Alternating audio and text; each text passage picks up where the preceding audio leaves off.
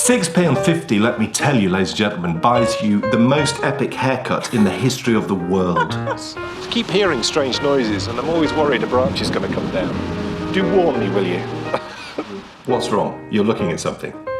What's weird? Nothing, you just got an eyebrow hair that's... This time, we've got 8 more amazing... 43 years, not knowing the difference between a Bellini and a Blini. Well... Is it still mad? It's just random. Did I pull it out? Did you? Do you want an injection?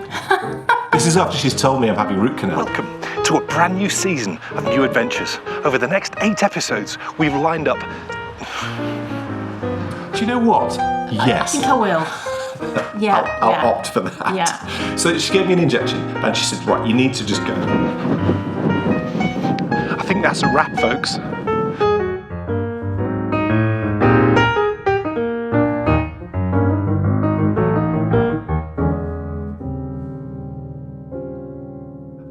It's episode 121. My goodness, welcome. Welcome, everyone. One and all. And I think we should start today with an apology. Oh, really? Yes. Why? For the abject, utter disaster, which was YouTube for episode 120. We don't know what happened. It went up like normal, didn't it? Well, I tell you what happened. I took my eye off the ball. And, you know, it's only happened, and this is not me taking my eye off the ball, it's only happened once before in 121 episodes. Right. We had a problem with sound once. We did. Do you remember? Yes, I do. And what's interesting is, with these 2 uploads, we had a similar problem because, obviously, last time wasn't sound, it was picture. But what happened was, the initial upload was fine, and then progressively over time, things got worse and worse. It got worse, yeah. Because I was getting messages from people after episode 120 saying they'd watched it fine, no problem. Yeah. So look, we have no idea what the problem was. And what's so frustrating with YouTube is, because, you know, in essence, it's a free service, there's no one to go and talk to. No. It's impossible to find out. And I'm not complaining, because it is a free service, and when it works, it's superb, as it has done for 119 episodes of 121 that we've done. So what we've done is we have put into place procedures to ensure that this never happens again. But what was so not fun about the process was, I think when you have a problem and you don't know how to fix it, because no matter what I tried, it just seemed to get worse. Yeah. But I toiled through the weekend resolving the problem, which we then did. And then on Monday, I had root canal. Oh, gosh. So the point being, through that weekend, and I didn't really realise, I didn't quite realise. You got toothache, or you didn't complain about it until the Sunday. I think it was the Sunday. It was probably after I fixed the probably. the episode. Yeah. And let me tell you, I looked up some things. Oh, no, we don't want to talk about it. No, nothing bad. I'm not going to say anything bad. But, right, so first of all, my dentist is wonderful. Our dentist. She's brilliant. Because I phoned up at 9 o'clock. Yeah. And I was in there by 10:30. Yeah. That's stupendous. And I went in and, you know... She took an X-ray. Investigated, said what the problem was, and then said, look, I'll give you an... No, this is the best bit. Do you want an injection? This is after she's told me I'm having root canal. Do you know what? Yes. I think I will. I'll opt for that. Yeah. So she gave me an injection and she said, right, you need to just go and wait in the waiting room for 15 minutes just to let it fully take effect. So off I went.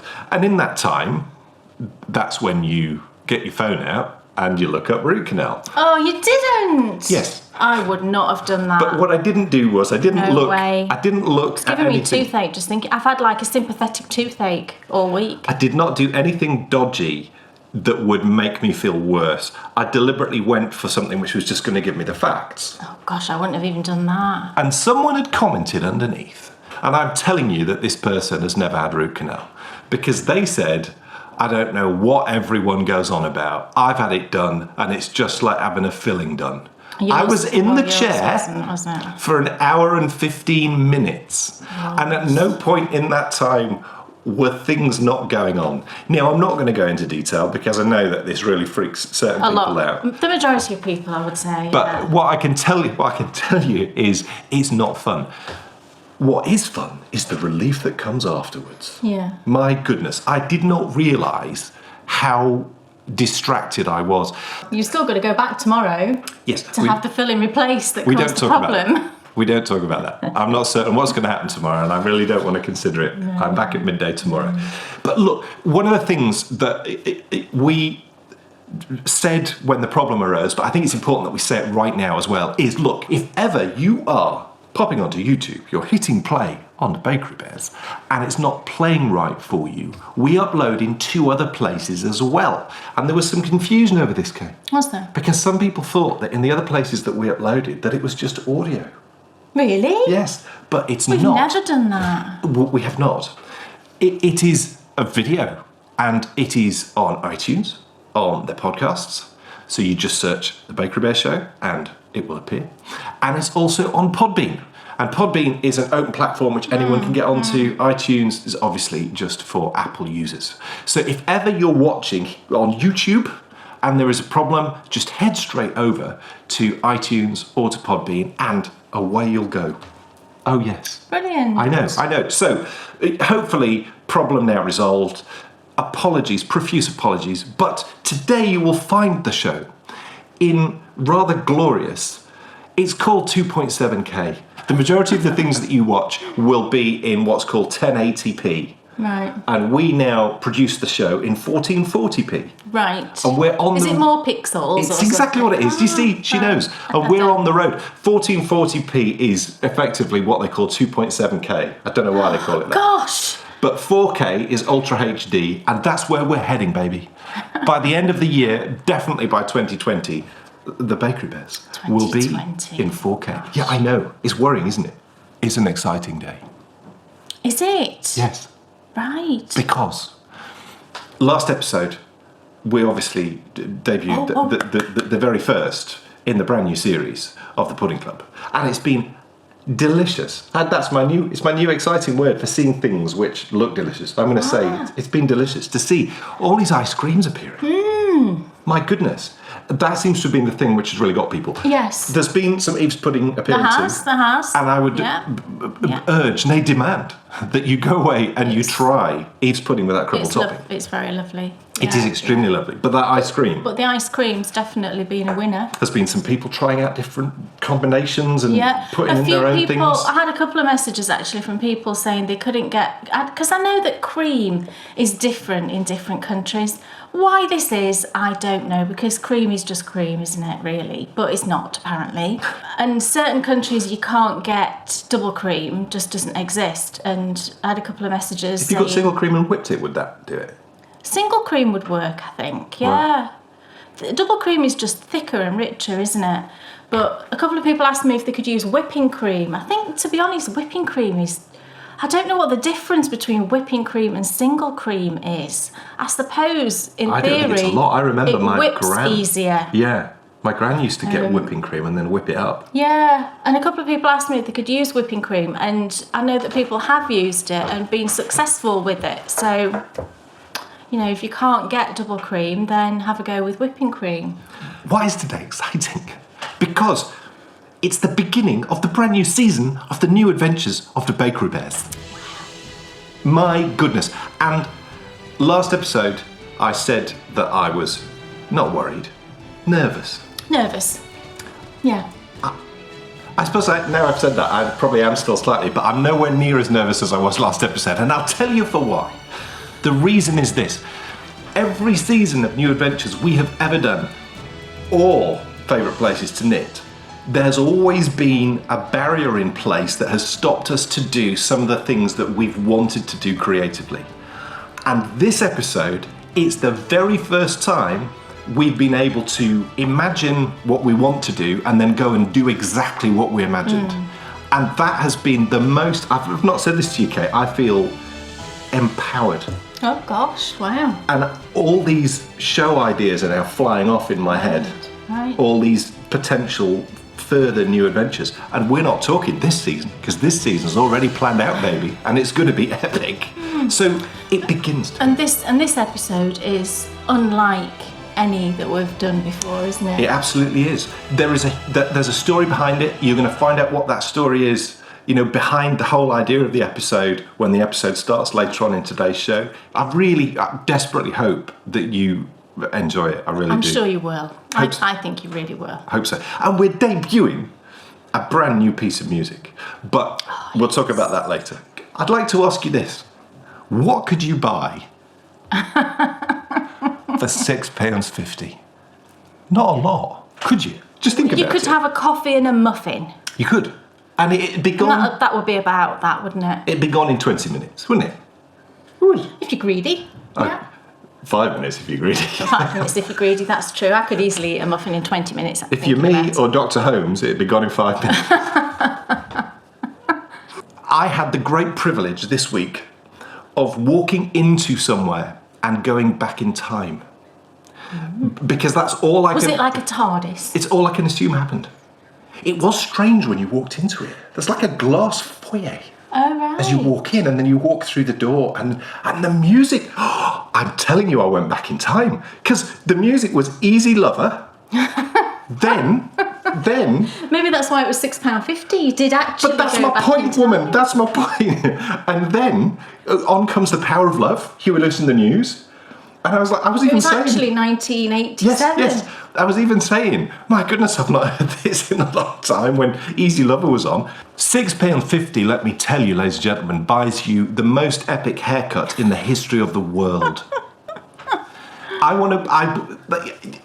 Cast your mind back. We have spoken previously about my frustrations with hairdressers. And mine. And we don't want to offend anyone out there, because I'm sure everyone out there, all you hairdressers out there, I'm sure you are marvellous. I'm sure. And please come and do my hair. Yes, given the opportunity, we would love to come to you and have a hair done. But I will tell you this, basically, for the last 20 years, I've been paying £15 or more. Yes. Yes? Yes. Up to £25 for a haircut. Well. And I paid £6.50 for this haircut, and it's the best haircut I've had in probably 15 years. Because you finally did what I've been telling you to do for the last 2 weeks. No. That is absolute rubbish. I've been telling him for years he should go to a barber's rather than a proper hair salon. Yes. Because, you know, barbers are the people specialise that in know men's hair. So he walked in, you don't need an appointment, he didn't wash his hair, a bit of spritz and cut your hair and you're done. What happened the last time you went and had an expensive haircut? She physically harmed me. I could not believe it. And this is the woman that does my hair, and I don't think I'm going to go back again. Not anymore, baby. I was absolutely furious. She'd caught him all along the back of his neck with the clippers. Well, I had a chat. And your ear, and it was bleeding. I had a chat with him, and I think we spoke about this. Yeah. And what he said was, to him, it sounded like the clipper blade had got hot. Yeah. And she burnt me with it. And she burnt you. It was terrible. Because there was an imprint, wasn't there, of the whole clipper? You could see the all the teeth of the clipper all along the back of his neck. I had to put like antiseptic cream on it and everything. And I paid £25 for that privilege. And she still charged him. I said to you, oh my gosh, I'm presuming she didn't charge you. Oh no, she charged me full price. Not on. All they had to do was apologise. If they'd apologised, that probably would have been enough. If they'd offered some form of recompense, that would definitely have been enough. But that mistake has cost them a lot of money. Because I'm not going back. I have now found the best hairdressers. Well, they're not hairdressers, I'm sorry. All you ladies out there who want to go, you can't.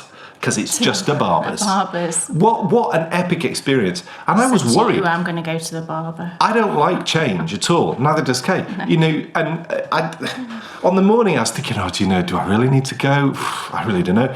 And it was just a dream. It was so wonderful. And I love that. Incredibly jealous. There's nothing better than having superb customer service and great delivery of a product. A bit like when I went and had the tyres done that time on that car, and I came back. It was like going back in time, because the service was unbelievable. It was all done by hand. This was the same. It was like going back in time, and I'm so thrilled.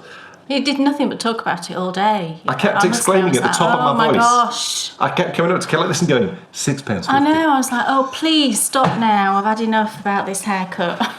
But do you know what the beauty of this is? As you know, I think, I like my hair short. Well, now I can go to the hairdressers twice as much and still be paying less than half what I was paying before. Kay Jones, what's on your needle? Goodness. Well, I've actually got 2 new things to show you this time. Amazing. Which is exciting, isn't it? That doesn't mean I've finished a bunch of stuff. No, it doesn't mean that. But that's okay. But I've started a new shawl, and I've knit this shawl before. It's the Stash Buster by Heather Haynes. This is the pattern. It's a paid-for pattern, but it's really cheap. It's very simple pattern, but it's brilliant in its simplicity, I think. So well worth the small amount of money that Heather charges for it. So it's the Stash Buster. And like I said, if you remember, I have knit this before, and I've got the very shawl here. I say shawl, I think it's more of a scarf, to be honest. I don't see it really as a shawl, because it's very long and very narrow. I mean, that's the deepest point there, you can see. So it is, for me, it's more of a scarf. And the way that I wear this, and I wear it all the time, and the other one, which I've also got here, and I'll show you that. But I double it over and then just whip it around the neck, and then put the tail ends through the loop and just pull. And it's perfect. It stays put, it keeps your neck lovely and warm. It's not too bulky. You've got nice little tails here, which are attractive, in the front of your coat. It's absolutely the most perfect little scarf shawl. I've got that one, which is one that I knit, it must have been last year, mustn't it? And I used fondant fibre for this one in a colourway called Newt, which is like this neutral with pops of olive green and orange. Love it. So I wear this it goes with everything, it's brilliant. But what made me knit this one was I had one given to me as a gift. And that is this one. And this is the same shawl, but the person who knit it added in some eyelets and gave me this as a gift, and I absolutely love it, and I wear this exactly the same way. And this yarn it is Stranded Dye Works, and it's in the Nougat colourway, or as I would say, Nugget, but we're not going to go into that because I clearly say it wrong. But it's the Why? Because you don't say it like that. I always called it Nugget when I was growing up and eating it. Yeah, so do I. But it's not, it's Nougat. Says who? The last time I mentioned that I called it Nugget. Right. I don't think people generally do. Well, every person I've ever met generally does. Really? Yes. Oh, well, I'm confused then. I don't know. Are we not talking about global differences here? Yes, it's global differences, I'm sure. Right. It's global differences. Right. Well, I think, again... I want to eat some now. You don't. I don't like it. Don't you like it? Oh, I do like it. That's that stuff, isn't it? It's like pink and white. Oh, I hate it. Pink and white with nuts in it. Hate it. You hate it? Yeah. Why do you hate it? Because... Oh, I like it. It's like an adult's sweet. Is it? It's like the type of sweets my gran used to eat. Right. Where she'd go, oh, would you like a piece? And you'd have a bit, and you'd be chewing for 18 years. Oh, no, I like it. And it's kind of like toffee, but without... the flavour. Gluing your teeth together. No, I love toffee, but I don't eat it because I'm always worried that I'm going to lose a filling or something. Yes. This was the shawl that inspired me to make mine, and I just fancied making another because I just really love wearing them. And I think when you find something that you really like and is enjoyable to knit, it uses just one skein of fingering weight yarn, and I love that as well because we've all got those single skeins, haven't we, that we just hoard, and I think it's a brilliant way. You haven't, no. But that's not because, look, it's not that I don't want to be that person, and I think I'm on the road to being that person. You've got a few, but you don't even buy yarn, so it's impossible for you to really hoard it because you never buy it. Yeah, we'd have a real problem if I did, because we'd need another house. I know, and I haven't been buying a lot of yarn at all lately. You haven't? No. I really haven't. I think we're in a much better... Do you know what? Sometimes you need to see the wood from the trees, otherwise You do. you've got a real problem. Well, certainly, if you've got too much of anything, I think... It becomes overwhelming. It can become overwhelming. Yeah. And it's the same with your yarn, isn't it? You know, I've probably got skeins of yarn in my stash that I've even forgotten I've got. And I bet everybody out there is nodding along. It's human nature to do that. I think it is human nature, especially when you find something that you love, you know, and it's the thing that gives you joy. And you kind of want to surround yourself with it, don't you? And I completely get that. But then... it gets to a point with me, and I recognise when it's at that point where it's just too much. And I recently did a little de-stash of like commercial sock yarn, and people said to me, oh my goodness, you know, why are you getting rid of opal? You love opal. And I said, you know what, you're right, I do love opal, but I've just got too much and I can never get through it all. And because I've got a lot, when I want to knit a pair of socks, I can never make a decision on which to use. And that's just silly, isn't it? You know, I'd rather have less and make that decision a bit easier. What you should have is a system in place where you know what the optimal number of skeins is, and then you knit. Because I know that there's this desire to enhance. Yeah. So I know my optimum. Let's say, for argument's sake, it's 10 skeins of sock yarn. Yeah. I know. Look, this is for argument's sake, woman. We're all laughing woman. at him. Yeah, but look, just 10? Who knows what the optimum number is? But there will be a number where you can see the wood from the trees. So you find out what the optimum number is, and then you know when you knit a skein, you can buy a skein. Buy a skein, And the beauty of that is it will inspire you to knit them. Yeah. Because then you'll know you're allowed to buy one. That's true. I've just solved it. You solved the problem of stash. You came here today not realising that I would be dispensing these pearls of wisdom. Well, stick around. Yes. There's more where that came from. So here's the new Stash Buster that I'm knitting, and you will probably notice it's a very similar colour to the one I've just shown you. Here it is. It's slightly different. Look, it's not as peachy, I don't think. Here's this one, and they're quite similar, aren't they, to be fair? You know, I like this colour, and I wanted to use this particular yarn. So I've only just started it, as you can see, and I'm this far in. I'm using 4mm, the pattern calls for 4mm, I'm pretty sure. So I'm using 4mm higher bamboo, and I especially love 4mm. There's something about 4mm size, isn't there? That is just, to me, it's like the perfect size needle to knit with. Anything, you know, I'm fine going, you know, obviously knit socks, so I go down to very fine needles.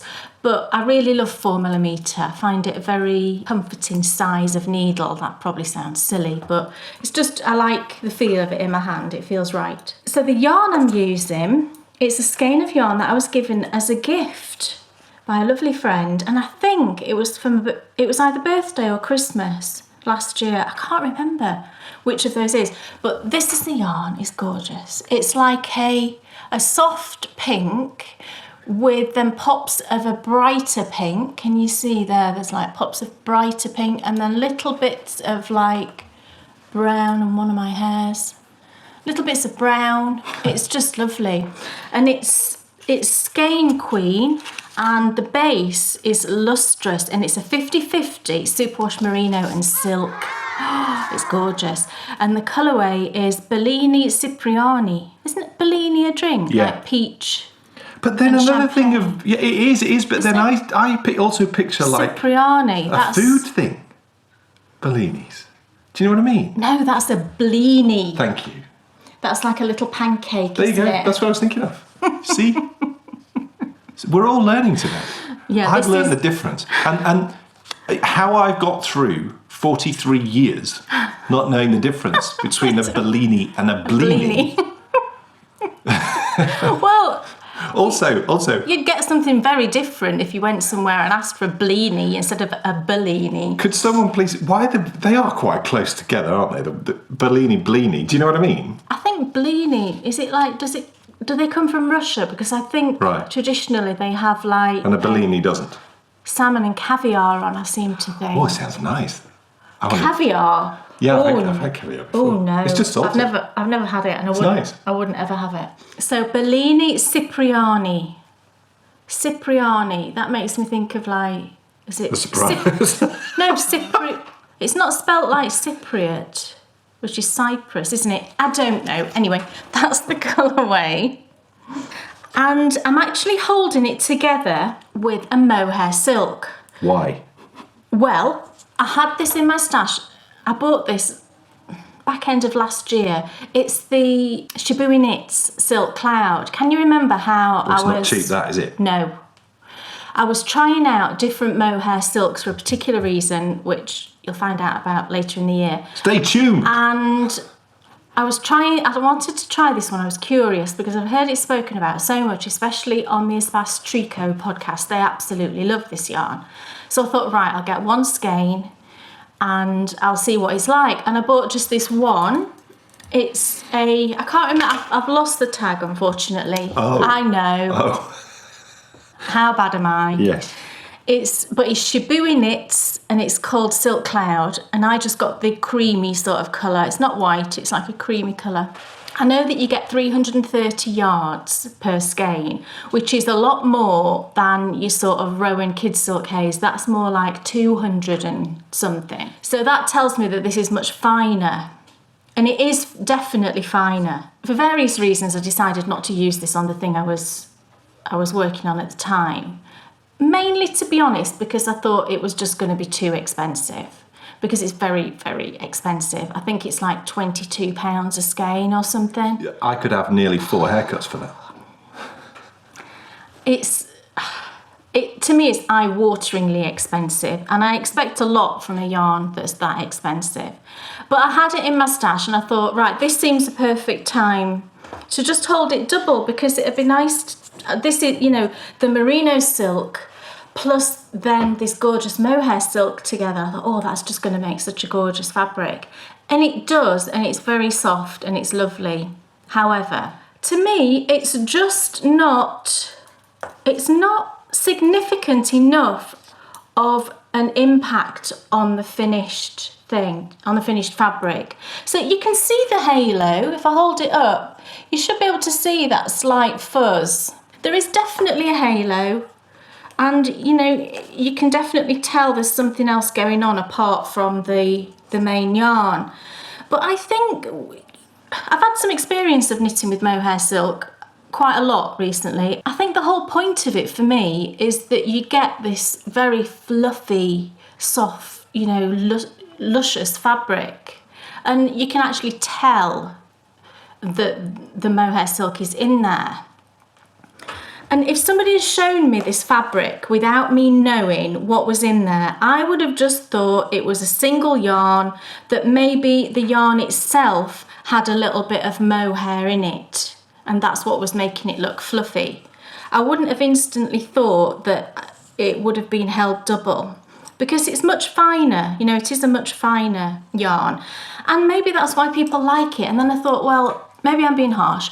Maybe the reason, that a lot of people like this and knit with it is because you can add it to something, and actually, I don't think it would significantly change the gauge. So I think you could just add this to something that doesn't have it in, and I don't think it would really change the gauge. You'd have to swatch to be sure of that, obviously, but it doesn't seem to me that this fabric really is any different to, the normal just single strand of fingering. So I certainly won't be buying this again, because if I want to add mohair into something, I will add something that I know will give me a really fluffy mohair look. So when you're adding mohair, is it the look you're going for, or is it the feel on your neck when you're wearing it, or what is it? It's both, to be honest. Right. And what is the look and feel of mohair? Because that to me, it gives a fluffy look. It's fluffy, and you see, some people don't like mohair silk because mohair traditionally is quite a prickly thing. Right. Back in the day, in the 80s, when it was fashionable to knit with mohair, it was dreadful stuff. It was incredibly prickly, and nobody ever wanted to wear mohair jumpers. I remember my sister had a mohair jumper. Right. You know, it's very fashionable at the time, but it's just come on such a lot since then, and it's now a much more refined product, I think, than it ever used to be. Where does mohair come from? It's a goat, isn't it? Right. And you know, the blending with the silk as well obviously makes it much softer. And this is the softest one. I will say that it's absolutely the softest one mohair silk blends that I've ever felt. But I do still feel a tiny little prickle on my neck. If I'm really thinking about it, I do still feel a tiny little prickle. But it's still the softest. I will absolutely say that. So I'm glad I'm using it for this because I think it's a great use. And, you know, I've only got one skein, which, like I said, is 330 yards. So I'm hoping that'll be enough to make a good size stash buster.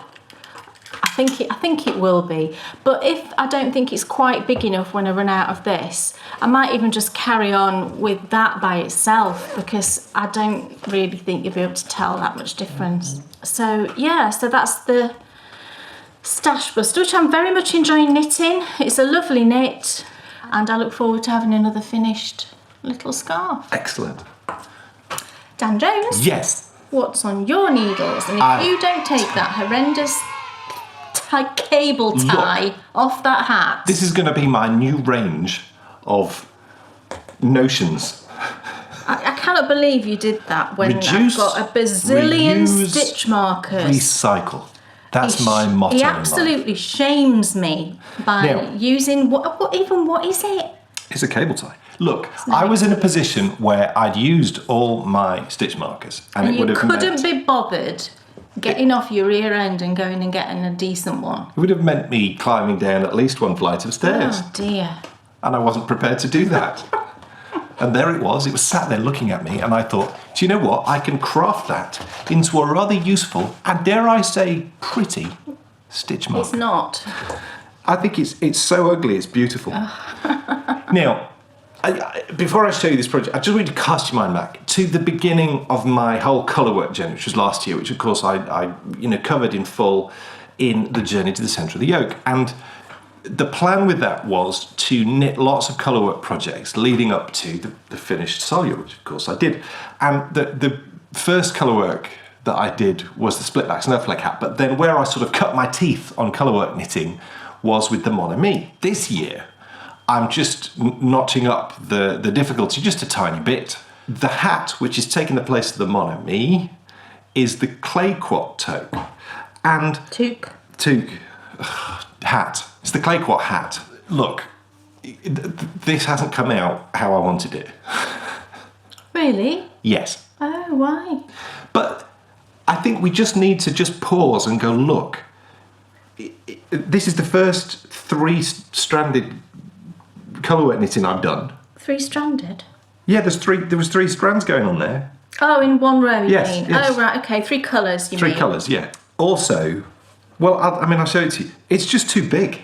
It's too big? Well, look at it, it's huge. Well, you don't know till I put it on my head. That's vast. You can see in the width. The size is too big. Right.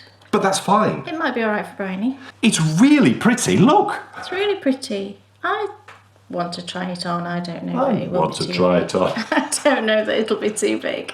It's interesting, right? Because that was actually pretty boring to knit. Because it's just one. And that's quite monotonous and a bit tedious. It's like double knitting without the fun. But when you put it into the context of the whole design, I think it's lovely. And, when you consider how this is going to fit onto the design of the Clayoquot cardigan, it's going to look just beautiful. I mean, I think that will be really striking in a garment. And, I think it looks great on the hat. I just didn't enjoy knitting it. But that's fine, because, what this was about was, it wasn't about challenging my abilities here. It was about challenging my abilities here and here. And I really feel like I've learned a lot. The gauge wasn't quite right down there. It's definitely a bit better further up there. It's okay though with the block. I'm sure that'll be fine. Yes, absolutely. Did you show everybody your amazing stitch marker? I'm just getting to that now. I was building up to that. Look at this. It's perfect. It's like a piece of garden wire. Reuse, that you tie your green recycle. beans to the canes. And what I can tell you is this. I was going to change this out, but it's working perfectly. It's not catching on my yarn. It's not pulling anything up. So I'm going to leave it in whilst I finish the hat. The other issue is that obviously it's the first time I've knit a hat, so you don't know how the decrease is going to work on the top, and there's still a little way to go. You think it's going to be too long? I think it is going to be quite long. But We seem when to you have consider this the width, issue though, just lately. I think that is wider than any hat I've ever knit for you before. It does look wide, to be fair. So I think the issue is I've knit too big a size. What size did you knit? I'm not sure now because I've amended it down. Cast on. 116. That doesn't seem... And then you go up to 124. I mean, that doesn't seem too much when it's colourwork, because colourwork always brings it in a bit. But I don't think this is bringing it in. No. I think because of the type of colour work it is, Maybe so. I don't think it's bringing it in because you're just knitting. Yeah. Well, we'll see when it's done. The other thing is I don't feel like the rib's long enough. But the problem is if you've made the rib longer, then the hat would be even taller. Yeah, that's true. But this is the whole reason why... what will be good will be to compare this. I know it's a different size yarn, but it'll be interesting to compare this to my first Mon Ami hat. Yeah. To just look at how it's come out and how and then, you know, to go from there. But I will finish this imminently, and actually I'll probably finish this in time for the first episode. It'll fit you. Well, I'll try it on. I'm quite happy to wear pink. It might look cool. It might look alright. So what if there's a bit of pink in it? You suit pink, see your hair. I will knit a number of these. I'll probably knit 2 or 3 of these because I really want to just get the colour work down. You know, get it so that when I hit it on the garment, I've done it a few times and, you know, I really know what I'm doing. And it's so straightforward and so quick to not... You seem to have done it quick. Didn't you have to pull that out once as well? Or was that a different one? I had to tink back... Oh, it's the other one. a row and a half of this. No, it was the other one we had to pull back because you'd not... I had to tink back a row and a half because I did a row where I got the colours the wrong The other way around. I mean, it would look lovely. So I do want to make sure I've got enough yarn. Might be all right, honey. I've got enough yarn to do this right. I want to get one of these right for you. Well, I think it might be all right. I think we'll you're see. doing yourself a disservice. Yes. So that's the Clayoquot hat, part of my return to the centre of the yoke. Did you say what yarn you were using? The yarn is Drops Charisma. Drops Charisma. So In mustard, I think, is the gold, and then the cream is just a cream colour. And I don't know what the pink is called. Pale rose or something. I'm not sure. Right. What else is on your rather lovely needles? Oh, I'm knitting a pair of socks. Great. How lovely. And I'm going to lean back because the other one is in. Look, I've hung up Mr. Fox. I feel a bit bad for hanging him by his ear, but he seems to be quite cool about it. There he is, look. Yeah, I'm knitting a pair of socks. This socks has been on the needles since December, which is just quite honestly terrible. I don't really know why. I think because it was just a plain stocking stitch sock. Didn't really have a purpose is the wrong word, but I wasn't knitting it for anybody in particular. I'd cast it on as... Look, also, this has been on the needles a long time because you are working on the most epic design project in the history of... This is true. I am. And yeah, that's right. And so I've been knitting a lot lately, but it's not anything that is showable right now, but will be fairly soon. And so I think because of that, it's just been on the back burner, and I cast it on because I wanted something, just a simple sock project to take away with us when we went away at Christmas. And I did work on this first sock a bit at Christmas, and then it just got stuck in the bag and kind of forgotten about, to be honest, because like we say, other priorities came along. But then I found it one day and thought, oh, I fancy just a little knit on that. So I finished the first sock. So this is the first one. I wish the colour was coming up a bit better, actually. It's washing out a tiny bit. It's a little bit deeper than that. And this is some yarn that I dyed myself. It's the Sugared Violets colourway. I always want to say Sugared Almonds, but I don't think it was Sugared Almonds. I think I called it Sugared Violets. And it's this gorgeous pinky purplish sort of colour that I used 2 dye colours to create that purple, and then on top of that I speckled a brown. And the particular brown that I use, it tends to break really easily. And by that, if you don't know what that means, when colours are blended, when the pigments are blended to create all the different dye colours, you will get lots of different colours within a single colour. So this particular brown has a lot of blue in it.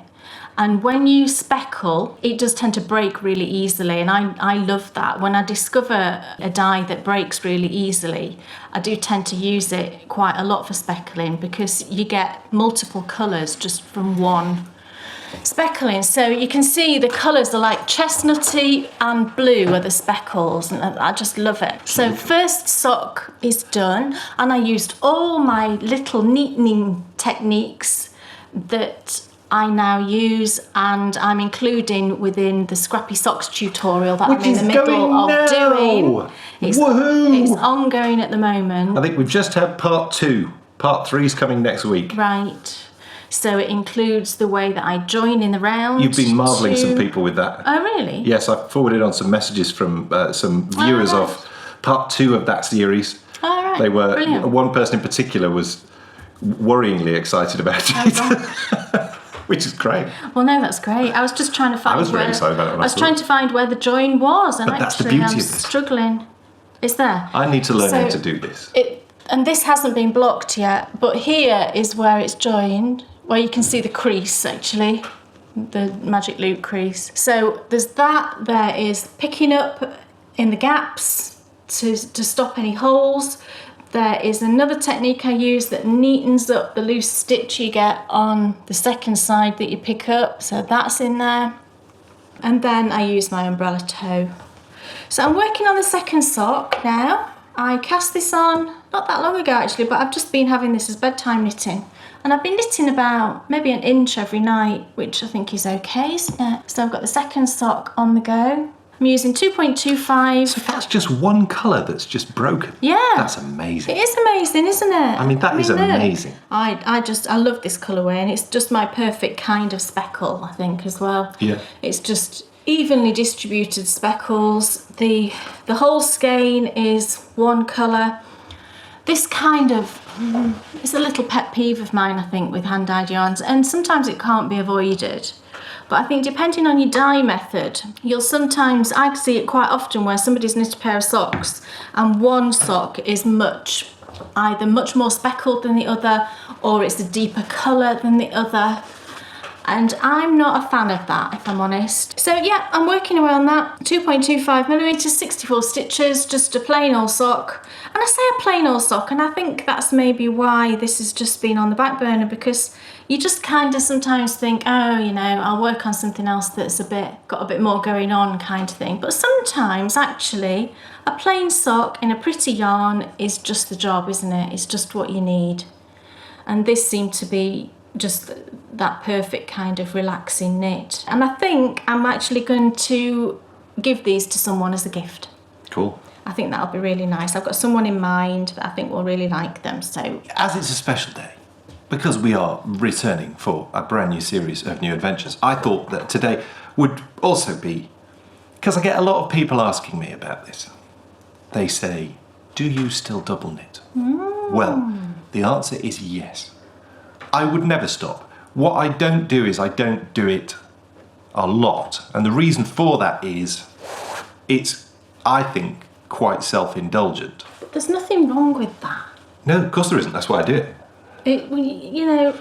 But I think that I enjoy garment knitting more than I do double knitting. Yeah, but there was a time when you didn't garment knit. No, double knitting was a step. Yeah. On the road. It was it was a destination on the road that I don't want to not go back to. I just don't want to go to it quite as often. Just because in the time that it takes me to knit 5 rows of double knitting, I could have knit 20 rows of a garment. Also as well, even though I am starting to sort of hear little things about double knitting being used in certain things. There's a particular garment which someone we know finished quite recently that had double knitting on all the edges, I think it was, Oh, to give it really? some, which I think is cool. And I love that. I love the thought of this being a sort of technique that's in the pot An there element to be to it. used Yeah, within. yeah. So I find that really exciting. But what is it that I'm double knitting? Well, it is still, look, here it is, here it comes. It's still the lovely scarf. Look at it go. Wow. Oh yes, there we go. Oh, there it is. There's the bottom. And I've been knitting on this a lot since you last saw it, because I have been doing it and showing it in the Journey to the Centre of the Yoke series, which is now finished, and I'll be continuing on with knitting this and showing it on the Return to the Centre of the Yoke series, which is starting at the end of this month. Well, I think it's the end of this Cast month. on's amazing. It's like a tubular cast on. Yeah, it is. So neat though, because sometimes tubular cast on can look a bit kind of loosey-goosey, can't it? That's incredibly neat. It's the twin colour alternating invisible cast on. Gosh, you need a degree, don't you, to work out these things? Yeah. You see, I think one of the challenges with double knitting... It's beautifully knit. Thank you very much. One of the challenges with double knitting is the skills which certainly I find that you're practicing are quite mentally challenging. And so you need to do them, otherwise you'll forget them. But things like this, a cast on, you're only going to do when you're casting on a project. And because of the amount of time it takes me to knit a project, and granted I did, and this was the right decision. The right decision was, with double knitting, to knit a long-term project, and this most definitely Gosh, it is. fits that. How long's it been going Yes, on? we don't talk about that. Look, I put that on when I started knitting on this last week. 2 inches you've done there. Since That's not bad, is it? Thursday last week. See, if you did that every week, it'd be finished in like Well, I'll see how I go. a bit of time, but still, Yeah, I it'd mean- be finished. Seriously, what I'm thinking about, this will be the only time I show you this year, unless I finish it. And apart from on Return to the Centre of the Yoke, what I'm sort of thinking in my head is maybe I'll try and get it finished for Christmas. It's so lovely. I would love it. It's just beautiful. It is the most rewarding fabric creation of all the knitting that I do. It doesn't look hand knit. Was it machine knit? Yeah. If honestly, if someone had shown me that, I wouldn't have thought it was hand knitted, because it's so even and so neat and so precise. I mean, it's just beautiful. Look, I mean, and you look at the fabric, does that look hand knit? I mean, I don't think, and obviously it's reversed on that side. It's just beautiful. That's really kind of you to say.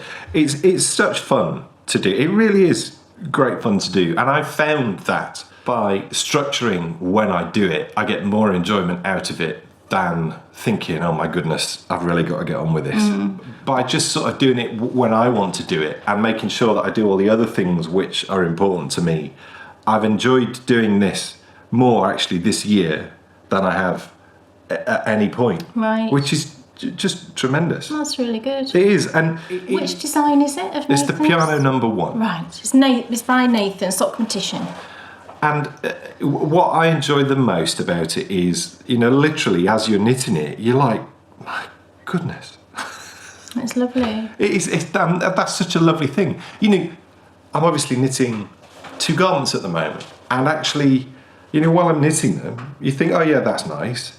But you don't think, my goodness. And I think the reason why you think that with this is because it's so... The yarn's just beautiful, which Kay dyed for me. I mean, it's just beautiful. The yarn is perfect. Whatever the blend is that you've used... It's just a merino. It's DK. It's just a merino DK. Well, it's just perfect. It's perfect. So the yarn is perfect. The design by Nathan is perfect. And what is, then appearing beneath your needles is also perfect. So it's the perfect combination for me. So you've got this much left of the first 2 skeins, and then you've got 2 more. Yeah. So you're not even halfway, but you're not far off halfway. Look, there's not a lot left on those. Exciting. And I'm about to finish my second repeat of the chart. One of the things which I find the most mentally challenging is the slip stitch edging. Right. It looks so neat though. I forget how to do it every time, and 75% of the time I get it wrong and then have to fix it, which is fine because it takes probably 10 seconds. But it just doesn't go in. What's great though now is I know what it looks like when it's right, and I know what it looks like when it's wrong. So you know when you've got. Whereas down here, I didn't know, but I still got it right. Yeah, because it's not wrong. No, it isn't. Thank goodness. I don't know how I got that right, to be honest. But there it is. It's just one of those things that when it is finished, I'll have it forever, and it'll be warm. It's one of those kind of heirloom things, I think. Well, how wonderful. Well, it is though, isn't it? And also, I think that how wonderful. I look at that and I think, a bloke didn't do that. Don't be silly. It doesn't matter if you're a bloke or a woman, really. That's the.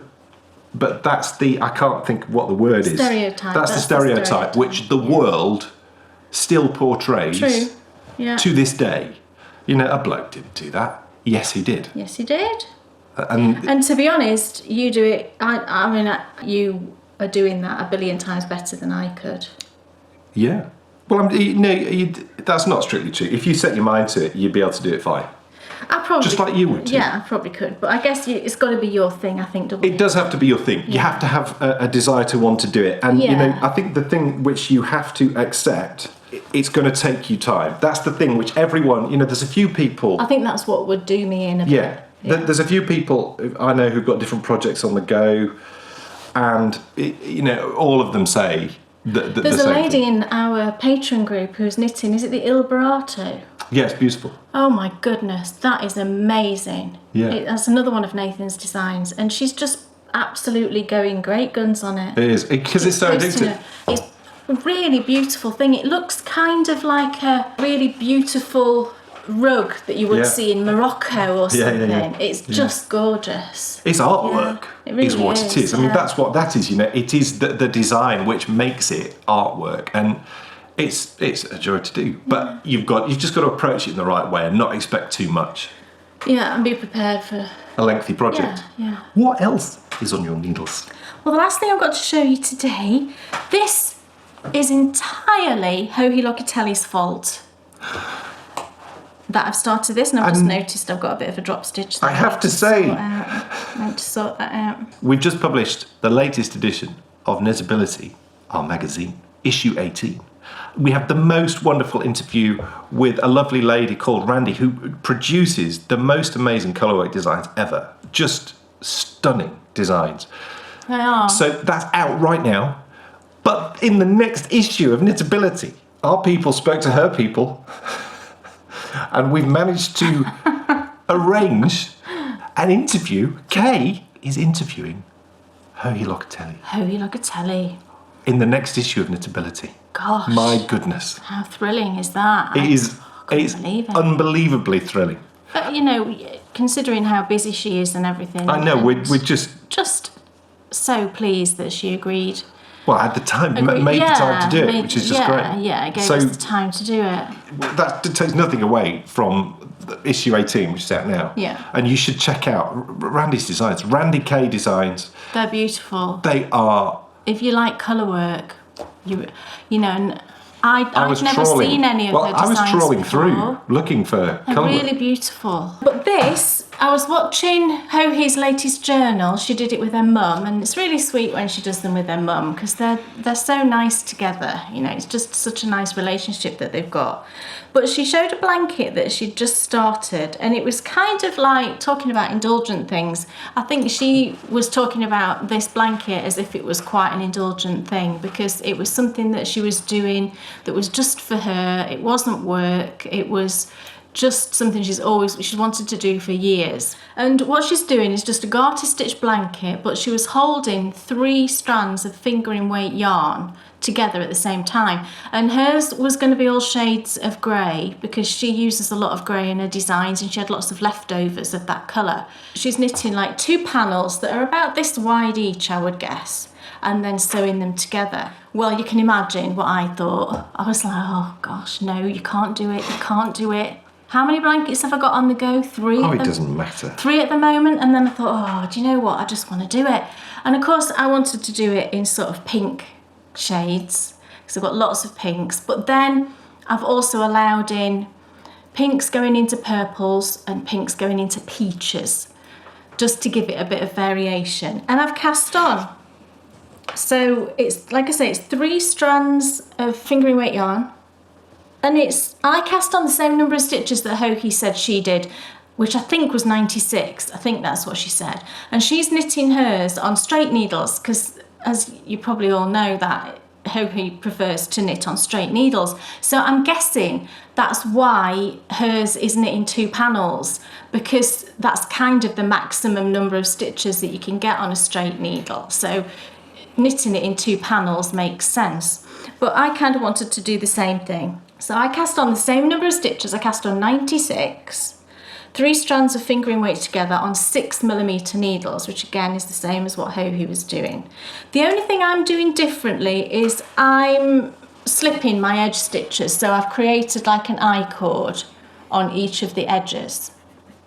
Now the reason I've done that is twofold actually. One is that I thought I might just want this as a great big wrap, and in which case this would be plenty wide enough for a really big wrap.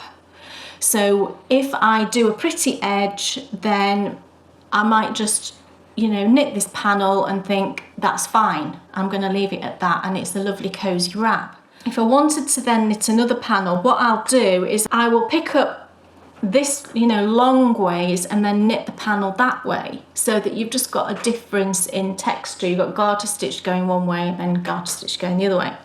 And if I do decide to do that, I think what I will do is I'll have one panel that'll be in all these pinks and purples and peaches, and then I'll knit the other panel in blues, because blue is currently Bryony's favourite colour. So I've got options.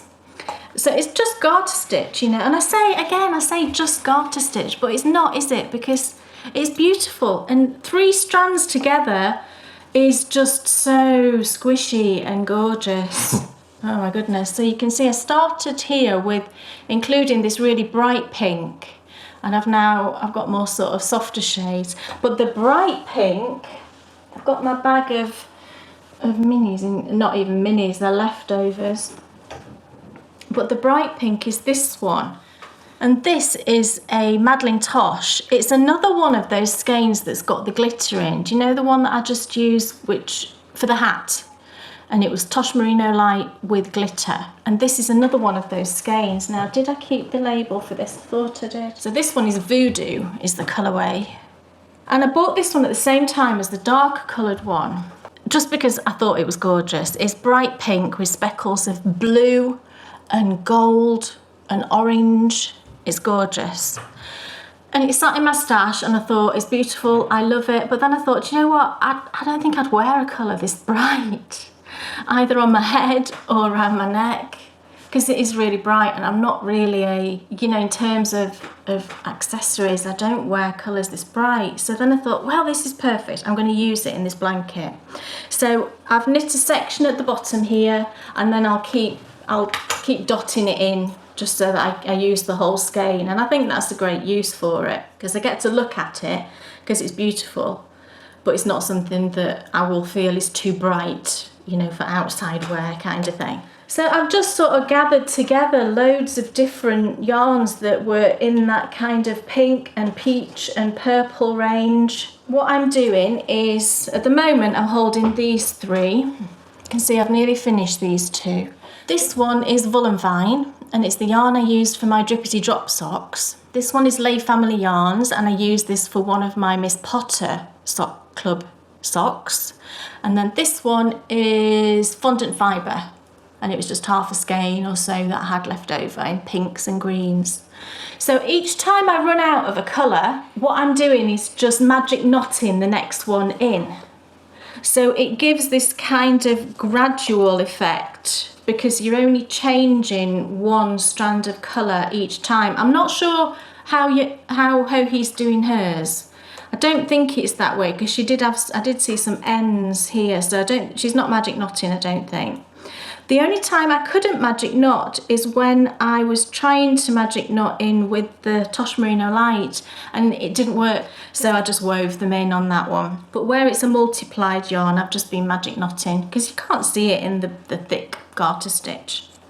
And it's just really, fun and relaxing, and I love to see the colour changes. It's just, it's just really nice. It'll be a long-term project, I'm absolutely sure. I'll just pick it up when I feel like working a bit, and that's fine, isn't it?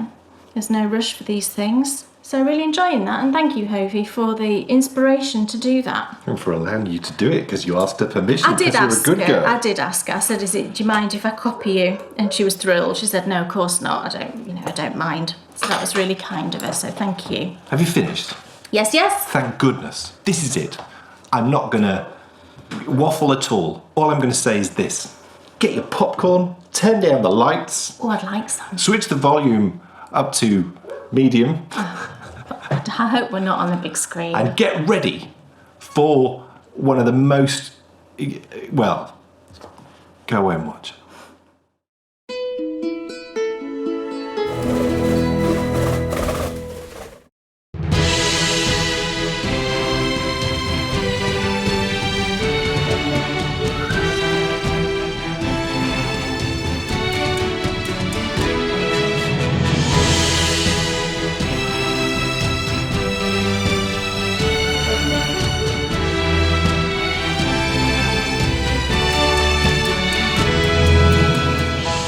Welcome to a brand new season of New Adventures. Over the next 8 episodes, we've lined up some of the most exciting stories and destinations that we've ever uncovered. In past seasons, we focused on the stories of kings, queens, and lords of the manor. But this year, we're going to shift the focus to discover the story of people like you and me. Because for every fort, stately home, and castle, there were hundreds of houses that surrounded them. And over the last 2,000 years, those houses became the towns and villages that make up England. So join us in 2019 as we uncover the most important pieces of history we've ever investigated. This is the story of England, and these are the new adventures of the Bakery Bears.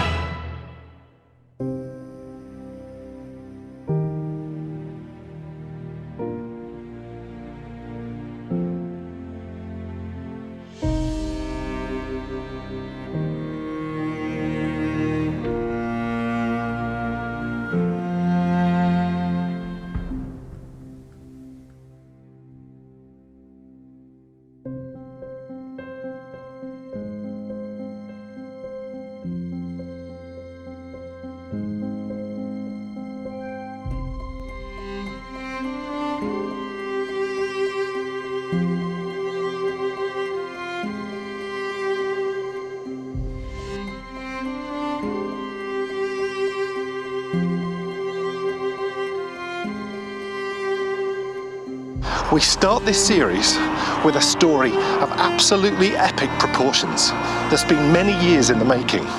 And strangely, our story today begins here at this hospital.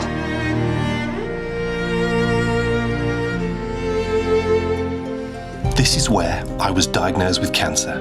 This is where I had my chemotherapy. And this is one of the hospitals which I visit for my regular checkups. That's actually the chemotherapy ward there on the right. The hospital is called the James Cook University Hospital, and the people who work here most definitely saved my life.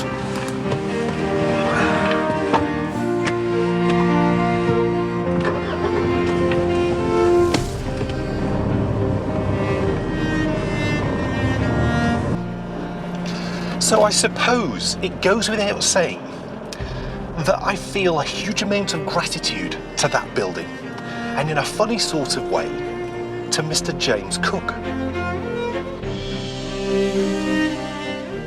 Many of you may recognise that name, because from the shores of Vancouver Island in Canada to a very special park in Melbourne, Australia, to a fateful beach in Hawaii, you will find echoes of his presence.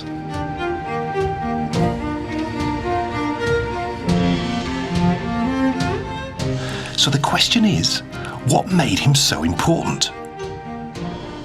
To properly establish that, we first need to understand the time in which James Cook lived. And the first two destinations on our journey today will help us do just that, because we're heading to the spot where he was born and to the church where he was baptised. Would you believe that we're now making our way across to the lost villages of East and West Marton? The villages were actually situated in those trees that we're heading over to right now. They were both incredibly old settlements, which dated back to at least 1066, most probably before that. This was actually the focus of a Time Team Big Dig in 2003, but try as I might, I can't find any footage of it on YouTube. By the 1780s, the villages were in a ruinous state, and they were actually removed, and a large manor house was built. But in 1728, this was still a bustling little village on the outskirts of Yorkshire. Now, all bustling villages need a church, and Marton was blessed with a beautiful one. And would you believe it still stands?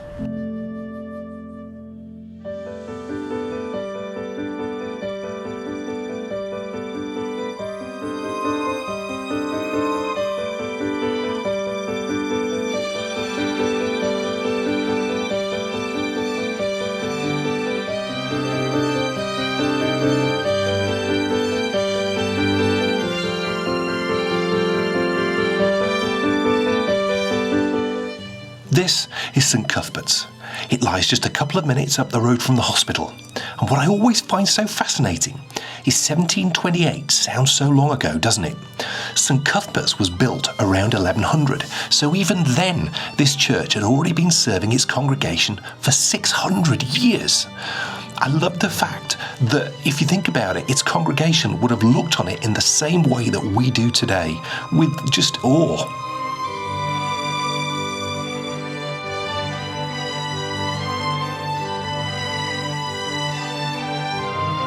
It was the 3rd of November 1728 when a young married couple named Grace and James brought their firstborn son to be baptised in this very church.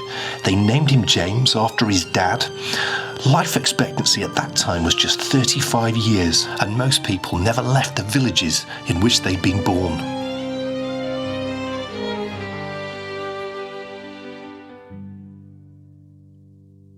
The life that awaited little baby James in today's world would be considered tremendously hard and really rather short. So what is it then that makes James Cook so important? The little boy who was christened in that church, St Cuthbert's, right behind me there, and who lived, born in the village of Marton, just behind me, just over there in the trees. What makes him so important? Well, this is a man who would grow up to discover Australia, New Zealand and Tonga. And you've got to bear in mind, this is at a time when most people didn't travel more than a day's horse ride away from the place where they were born. But not only that, it was his talent for map making, which literally changed the face of the world as we know it, because maps went from looking like this, which is really more of an artist impression, to this, which is really what you need. It looks like the type of map that we're used to seeing today. And it's interesting that I say that because when that map was compared to modern satellite images hundreds of years after Cook drew it, it was only millimetres out. So in a first for New Adventures, we're going to tell James Cook's story over the next 2 episodes. We'll do that whilst exploring 2 wonderful different locations. This time, we'll start in the Yorkshire village where James grew up. And we'll conclude Captain Cook's story in the next episode of New Adventures as we climb the mysterious Rosebery topping. For us to do this story justice, we've enlisted the help of some friends, and they're going to help us take all of you to the 4 corners of the world which Captain Cook discovered. I've wanted to tell this story for years. I remember being sat on my bed, my final round of chemotherapy, and I felt dreadful, but I was completely enthused about the possibility of telling this tale. And today, we're going to try. Now, the base for today's show, the place where we will be scoring for knitability, interestability and picnicability, is a gorgeous village. It's just on the outskirts of Yorkshire, and it's just down here.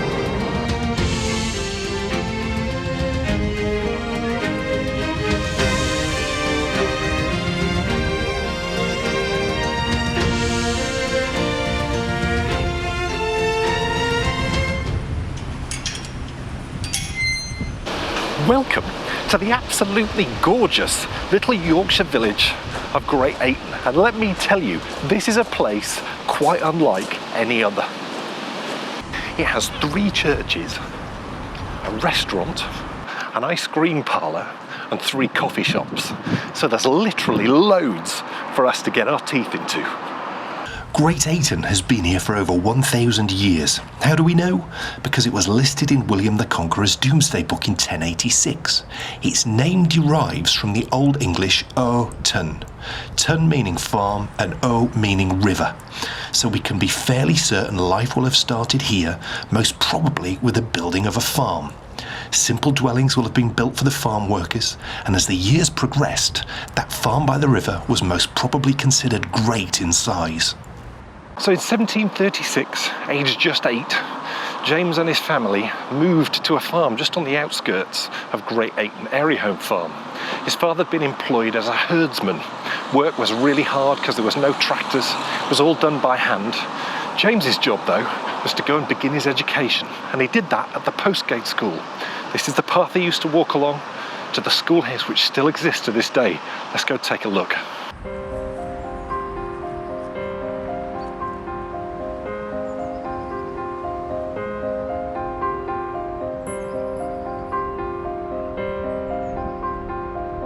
This is the Postgate School. It was named after the local landowner who funded it in 1704. Education in the 18th century was nothing like what we know today. The majority of the population received no formal schooling at all. It was only thanks to an organisation founded in 1699, so just 5 years before this school opened, that schools like this were built across the country to educate students between the ages of 7 and 13.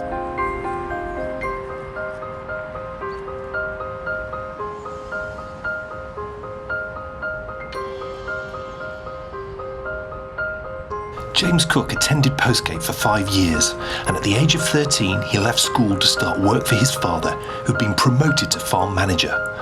But life on the farm was short-lived. It was time for James to start to make his way in life. And I can't help but think of that scene in Dickens' Christmas Carol, you know, where Scrooge leaves school to go and start his apprenticeship. Well, that's exactly what happened to James now. And there's actually a statue on the village green which commemorates this exact occasion. The Great Ayton Cook was about to leave was a bustling centre for industry. Weaving, tanning, brewing and tile making were all well established within the community. But James's life was about to take the turn which would take him to sea. This statue of the 16-year-old cook looking directly towards the fishing village where he would begin his apprenticeship was unveiled in 1997. It was actually 20 miles up the road in Staithes where James went to begin to make his way in the world. He started work for a grocer named William Sanderson. Now 20 miles might not sound like far to you and me, but back in the days of no trains, no buses, no cars, just horses and carts, 20 miles was quite a distance. And I bet you Grace worried a lot for her son. And I bet she spent an awful lot of time in the local church praying for his safekeeping.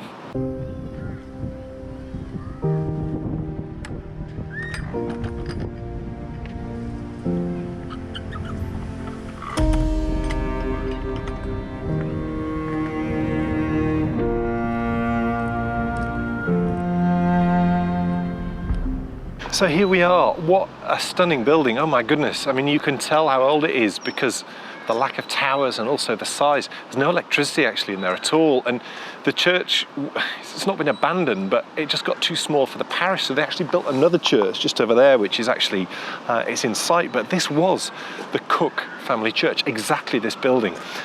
The Cooks, actually, a good proportion of them are buried here. Grace in particular is buried here. And I've been trying to spot to see if we could find her grave, but it's probably going to be a bit of a struggle. But let's go and explore, shall we? We'll go and have a little look around. What a gorgeous place this is.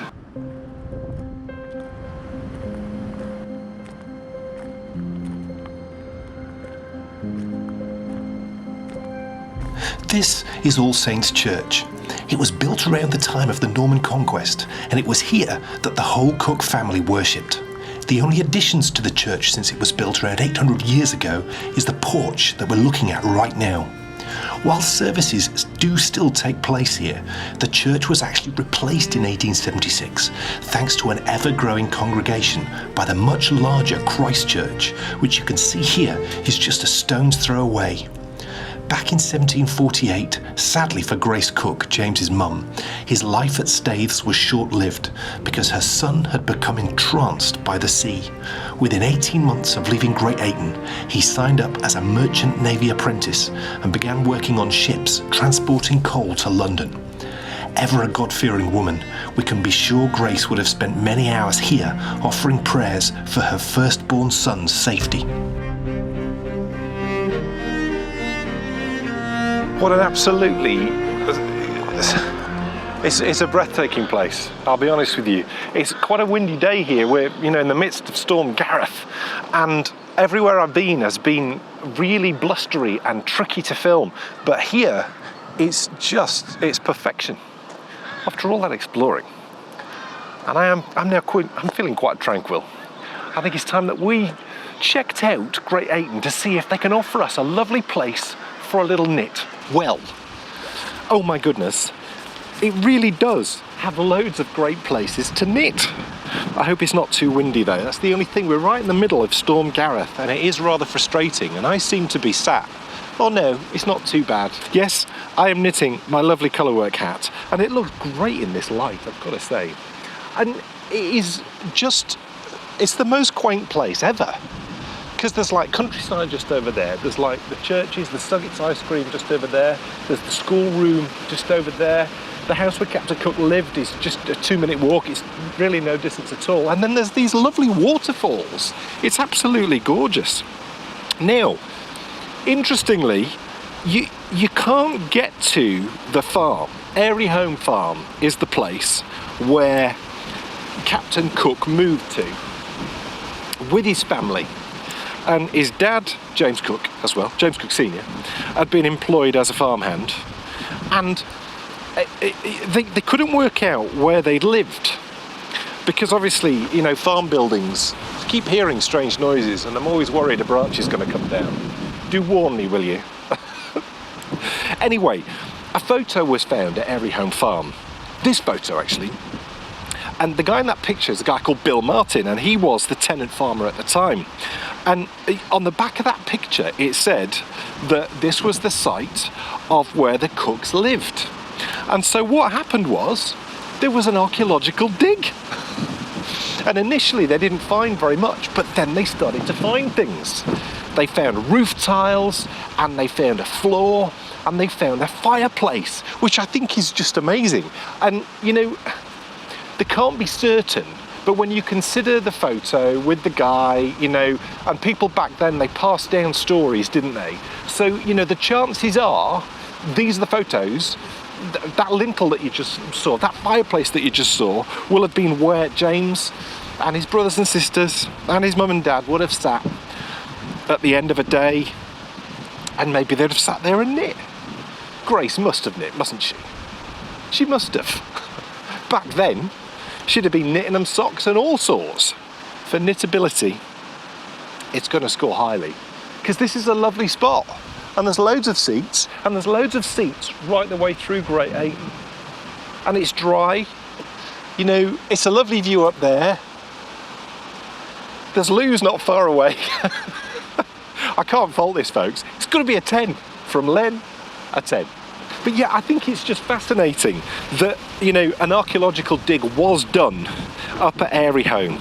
And, that potentially the house where they lived, the house where James lived, was found. But the question is, are there any houses in Great Ayton where the Cooks lived? And the answer to that question is for part 2. So make sure you come back later in the show when we'll go on the hunt for Cook's Cottage. And we'll conclude our visit to Great Ayton as we undertake the rather mammoth climb up to Captain Cook's monument.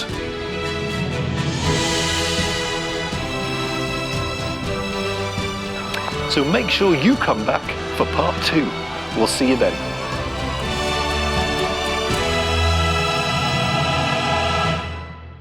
Just what a lovely, lovely place it is. Surprisingly lovely. I've never been to a village like it before, just because it's more like a town, but it's not. It is a village, and it's considered a village. Yeah. But there's restaurants Right. and coffee shops, and I can't believe that they're all there just because of the cook thing. Because honestly, it's not that big a deal. No. Yes, there's signs for there's something called the Cook Tour, which takes you round the region to all the Yeah, maybe sort it's of, more that it's like a walking area. Yeah, I think that might be the case, But what was fun was I've obviously just left you where I was just having that knit and scoring it for knitability in this lovely sort of grassy area with trees, and it's just a tiny little area, but it's like a little park, even though it's like tiny, with these lovely waterfalls. And I was sat there knitting, and the toughest group of lads I think I've ever seen started to walk into this park. There's no one else around, and you know me, I will knit anywhere. I do not give a monkey's. I'm cool, but I'd be lying to you if I said I didn't put my knitting away quick. Yeah. I don't blame you for that. Because these boys looked rough. And I think what happens a lot around there is there's an awful lot of charities coming and bringing people out for experiences in the wild where, you team build and you learn life skills. So I think there are some, there's some challenging people around the area. And these guys, I was scared.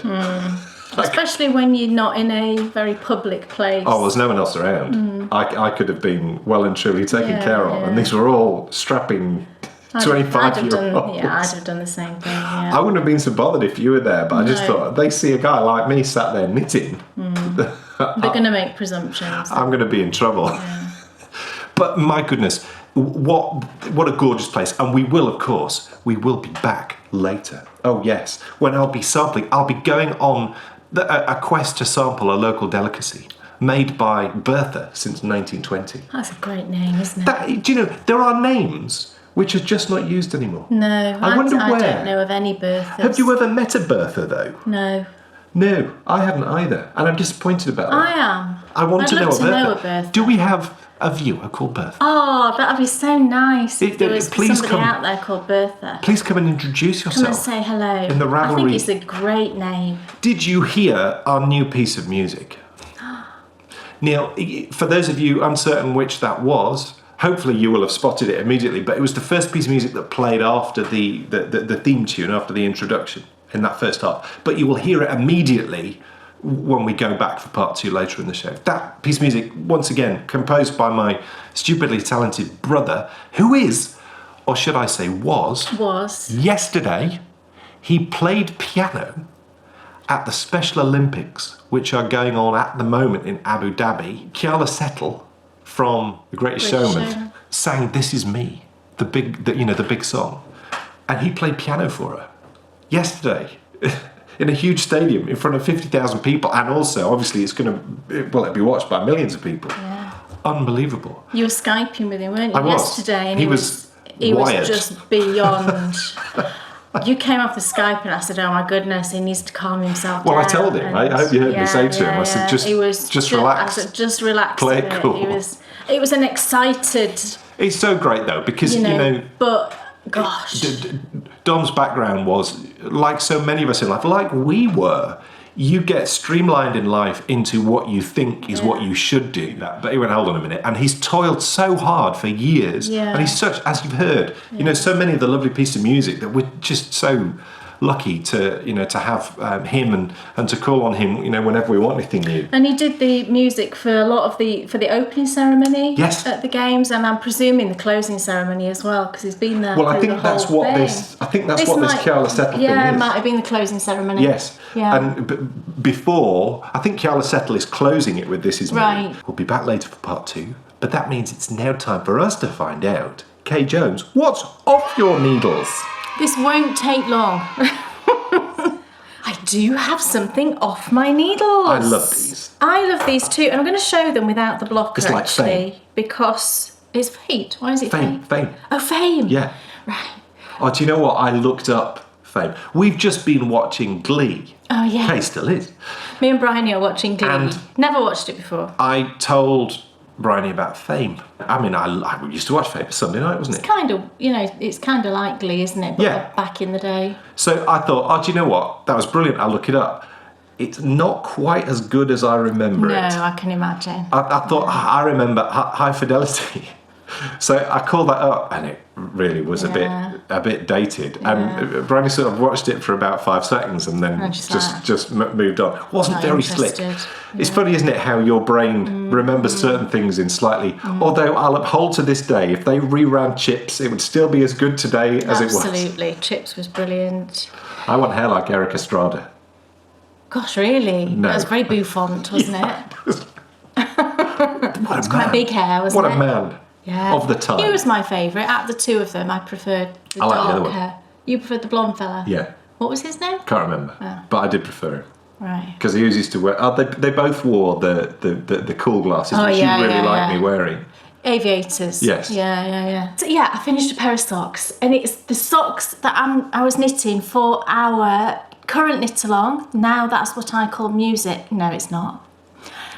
Now, that's what I call knitting. That's what I call knitting. You forgot to change that final word. I didn't change the word, which actually that knit along ends at the end of this month. So get knitting, people. So yeah, get knitting. However, you don't have to finish your item. If you're taking part in that and it's getting near the end, you don't think you're going to finish it, just pop a photo in the FO thread of your progress. So long as you've done your best. And you will qualify for the prizes, because it's not about rushing to finish. Knitting shouldn't be about stress, should it? No, it shouldn't. You shouldn't be sat there No, with, it oh my goodness, shouldn't. I'm not going to finish. Oh, I can't enter. No, it shouldn't. It's not and fair. That's why wherever possible, we will say that you don't have to finish something, because it's just about taking part and having fun.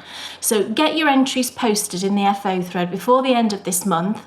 I'll close the thread on the 1st of April, and then we'll draw for prizes on the next podcast. I have got the prizes just to show you actually in Endy Bits. But yes, these are the socks that I was knitting for the knit along, and I finished them. They're so fun.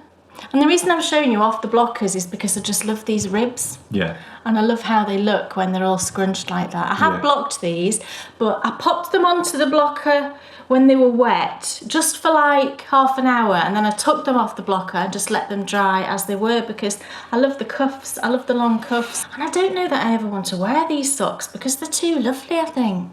But they are very 80s leg warmers, aren't they? Very much so.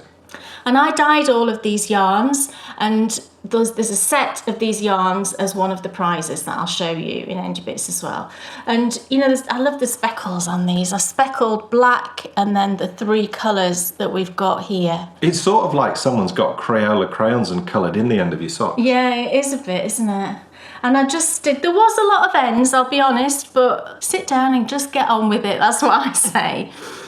Because I just did 4 stripes on the toe, 4, and then 2 rows of the main colour, 4, 2, 4. But on the top here I did double that, so it was like 8, 4, 8, 4, 8.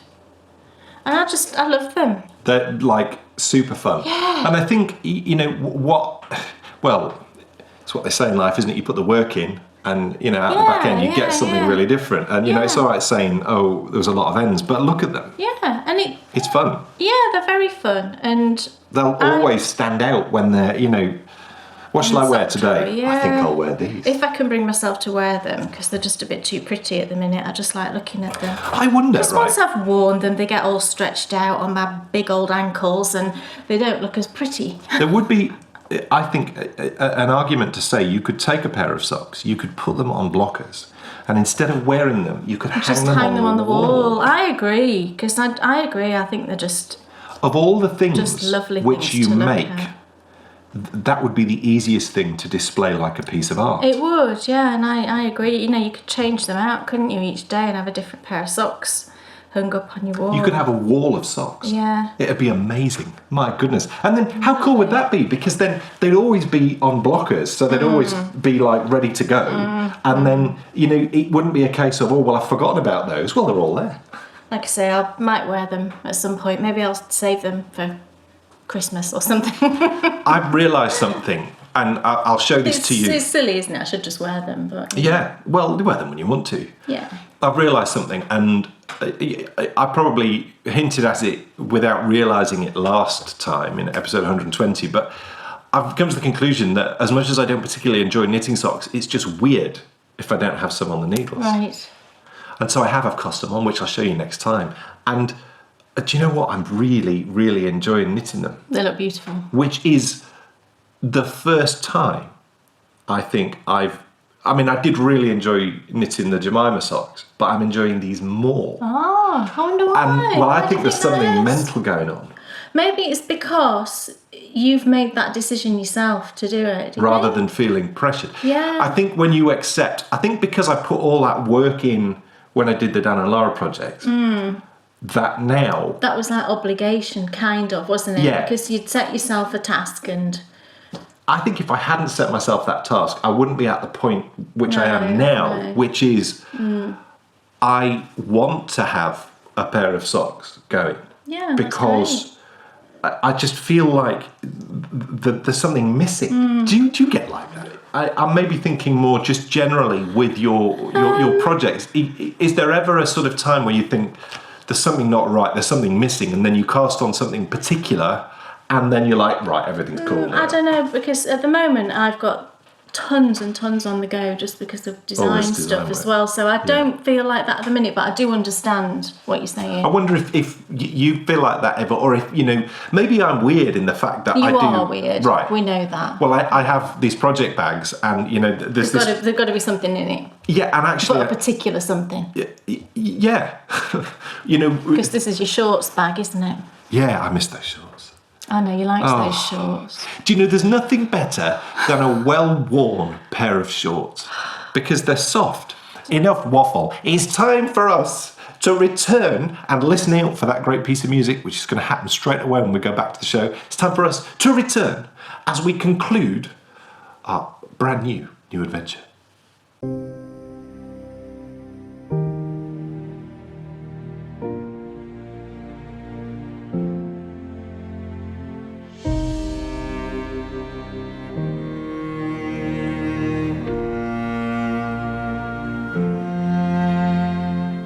Welcome back to Great Ayton. Now, the question you're asking is, are there any houses left in the village which the Cook family actually lived in? There's a story attached to this. About 23 years ago, I made my one and only previous visit to Great Ayton. As I was exploring the village, I came across this strange monument. I'll be honest, I had a vague recollection of who Cook was, but he really wasn't on my radar. But as I read this plaque, and I discovered the house had been bought in the 1930s and moved brick by brick to Australia, I realised something completely insane. Would you believe I had been in the house that stood on this site before?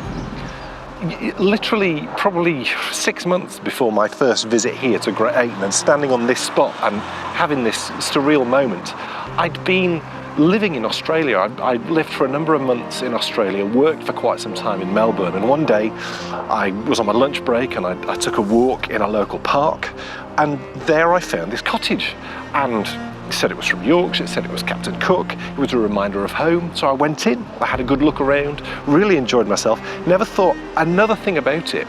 And then not 6 months after that date, I found myself stood here looking at that and thinking, hold on a minute, I've been in that house. So it really did feel like fate. And I'm delighted to tell you that with the help of our guest host, Grace O'Neill, we can now travel halfway around the world to that park where I walked all those years ago and discovered the cottage. And let's see if we can find the house which used to stand right there.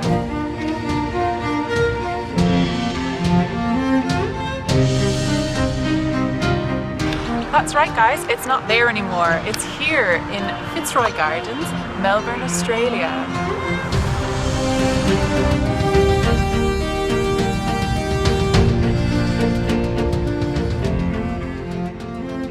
The cottage was constructed in 1755 by Captain Cook's father. In 1933, the current owners decided to put it up for sale with the condition that it had to stay in England. An Australian called Russell Grimwade managed to persuade the owners to change England to Empire. Someone's just put on the knitting for a minute. Russell Grimwade bought the property for £800 British, which translates to about 72,000 Australian dollars in today's money. However, the real cost was when he deconstructed the entire house brick by brick, but they ground down the mortar in between the bricks and managed to bring it all the way to Australia in barrels and cases, 253 cases and 40 barrels, managed to ship it all the way down to Melbourne. He even took cuttings of this very ivy from the original house in England, and this is the exact same ivy that is here today.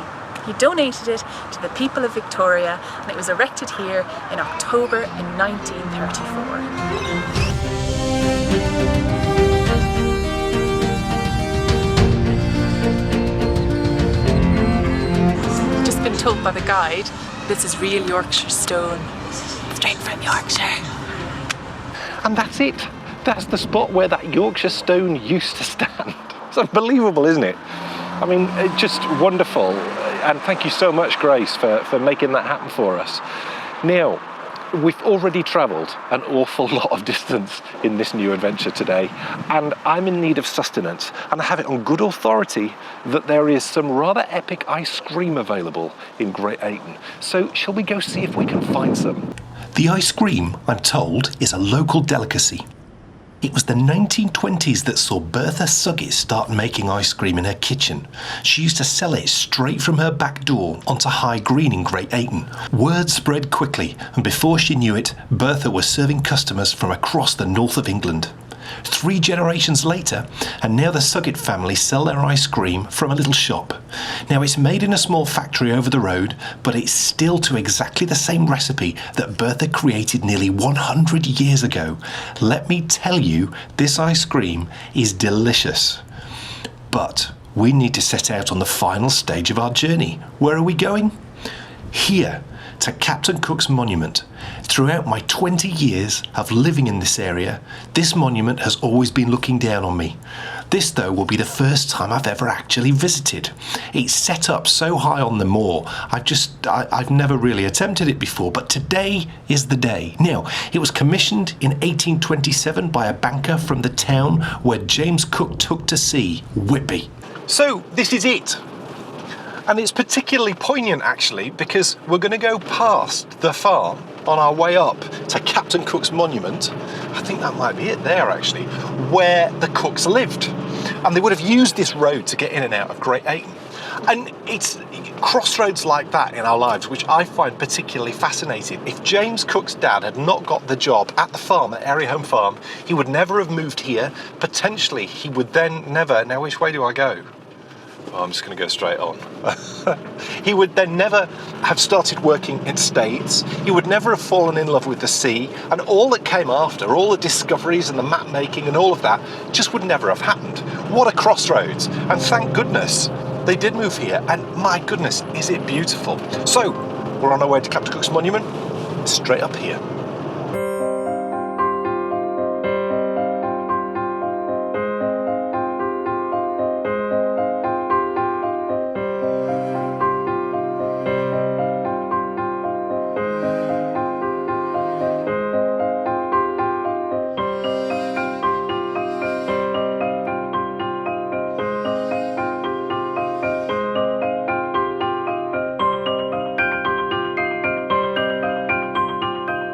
Folks, it's time for picnicability. It's blowing an absolute gale out there. So I'm going to sit in here so you can hear me. I have brought, there's loads of lovely places down in Great Ayton where, there's restaurants, there's Suggett's ice cream. Oh my goodness. That is the most delicious ice cream I think I've ever tasted. I'm not joking you. It was so unbelievably smooth. The only frustrating thing about them is they don't do other flavours.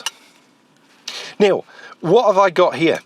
If you remember, episode 1 of last year's New Adventures, all I had was a falafel. It was pouring with rain, and all I had was one falafel. This time I have much more.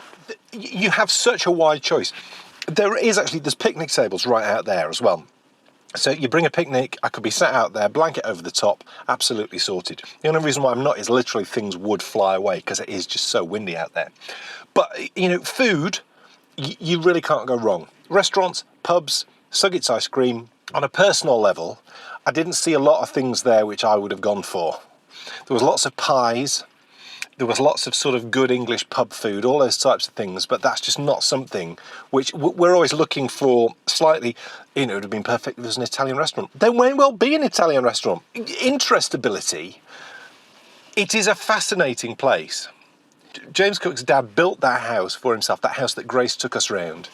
And I was seeing lots of other houses down in Great Ayton which look similar to that house, which is obviously now standing in Australia. So it's like they were working to a particular plan, which I find that sort of fascinating. Because back then, there weren't builders building houses and you then went and bought the house of a builder. You built it yourself. So interestability, you do have to dig to find it. You do have to really look. And you need to know where to look as well. And even when you know where to look, there's certain things that you can't find. Like Grace Cook's grave, I was slightly sad that I couldn't find that at All Saints Church. And also as well, it was a little bit frustrating that the schoolhouse, we had a good look at the schoolhouse course, but the schoolhouse itself wasn't open. And it should have been open. But it's run by volunteers, so you can't blame them. But, I need to knock a point off for that as well, I think. So I think that we should go with... For picnicability, I think we go with an 8. And for interestability, I think we go with an 8 as well. So that's a grand total of 26. And that's a really good start, I think, a superb start for the series.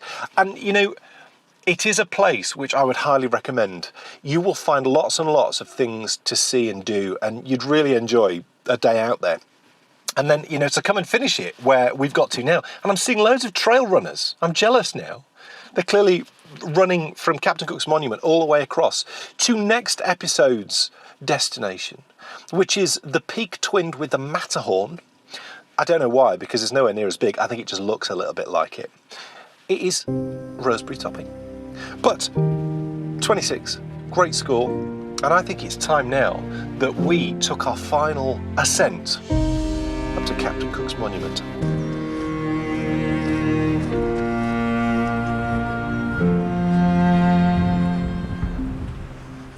Right, you can actually hike from Great Ayton up to Captain Cook's Monument, but we've already been to Australia today.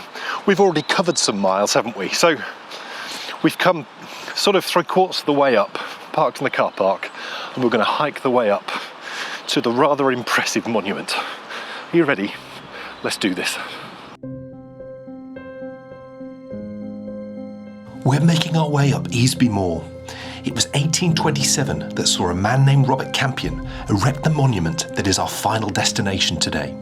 He was a banker from a town called Whitby, where James Cook had first taken to sea. And what a wonderful story this has been already, and we've not even got to the rip-roaring seafaring adventures yet. Goodness me, folks. I've got to say I'm glad that we came part way, because this is quite a climb. I've been going quite a while and it's getting steeper and steeper, but it's just crested the horizon. Finally, there is the final echo of James Cook, slap bang on top of the North York Moors. Take a look.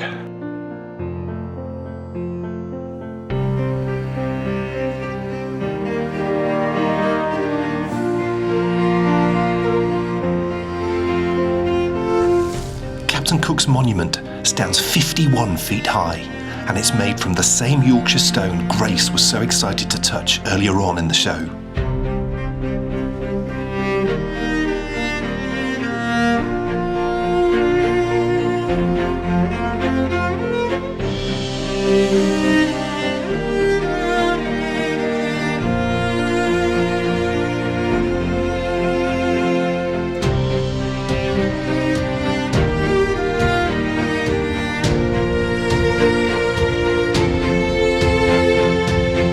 What I love about James Cook is he really does demonstrate that no matter what your background, anyone can achieve anything if they put their mind to it.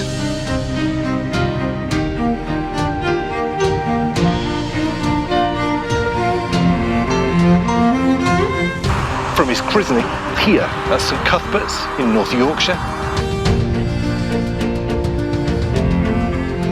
to his simple schooling at the Postgate School in Great Ayton, no one could have guessed the impact James Cook would have on the world as he set sail in 1755. This was a man who would map the world more accurately than it had ever been done before, and then he would use that knowledge to navigate to parts of the world you and I can only dream of. But that's a story for next time. Make sure you don't miss it. We'll see you then for more new adventures of the Bakery Bears.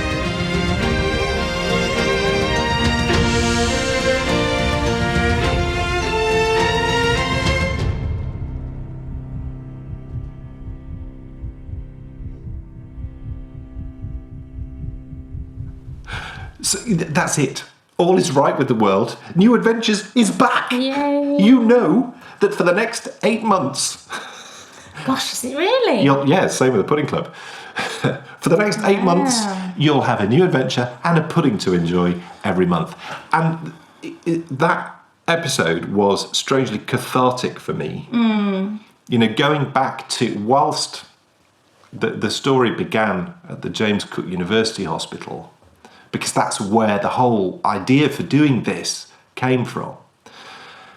It's the first time I've been back there in a long time, because I'm now very lucky in that I get to go to a more local hospital for my follow-ups, which is just, I think it's just fortunate that my oncologist happens to do a clinic. She does at a clinic. hospital. It's not a man cancer clinic at all. It's a female cancer clinic. So But she just fits me in. Fits you in, which is She's very really kind. kind of her. Yeah. It's really good of her, and saves us traipsing 50 miles or whatever up the road. Yeah.